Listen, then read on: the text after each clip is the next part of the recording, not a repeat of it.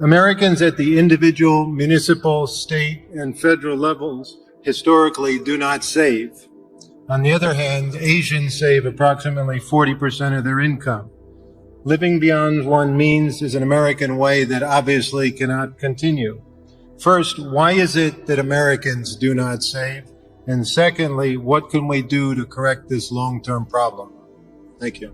Yeah, well, certainly the savings rate in this country has fallen significantly and may even be negative, although it does seem to me that the value of the country in real terms, I think, does increase quite significantly decade to decade. So I'm not sure exactly how it happens without savings, but it does seem to me that this country as a whole is worth considerably more than it was 10 or 20 or 30 or 40 years ago in real terms. So something good has happened. But the propensity to save, it almost seems innate in at least the great majority of cases. I mean, we've got our friend from Florida teaching children to save, and I think that has some impact. And I should have thanked Andy Hayward for that terrific cartoon this morning, and he's got a program that I'm participating in that we think in cartoon form might influence a few younger people towards saving.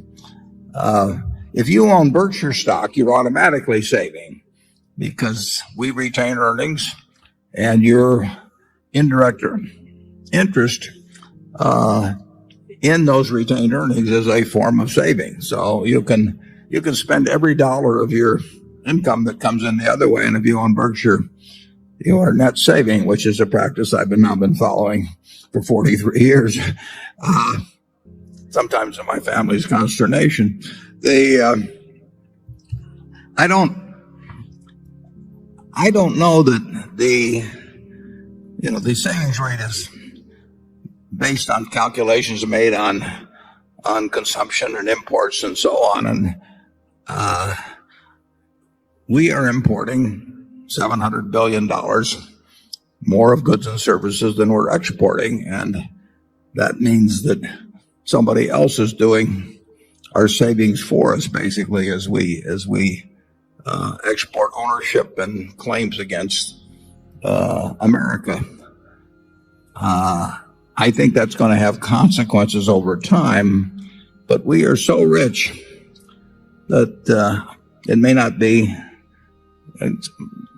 really apparent. I think the average American standard of living is going to improve in real terms, although I think it may be very, very, very disproportionate, the extent to which particularly the super rich benefit compared to those in the middle class. But net, I think the country will be, even with our present policies, in net real terms, the value on a per capita basis of the country will increase from decade to decade, but nothing like it will in places like China or Korea, percentage-wise, where the savings rate is very high. This country may not save very much because it may not need to save very much. We have $47,000 of GDP per capita. It may not be distributed very well, but we are one very, very, very rich country. And a very rich country may not need to save as much as a country that's trying to reach its potential.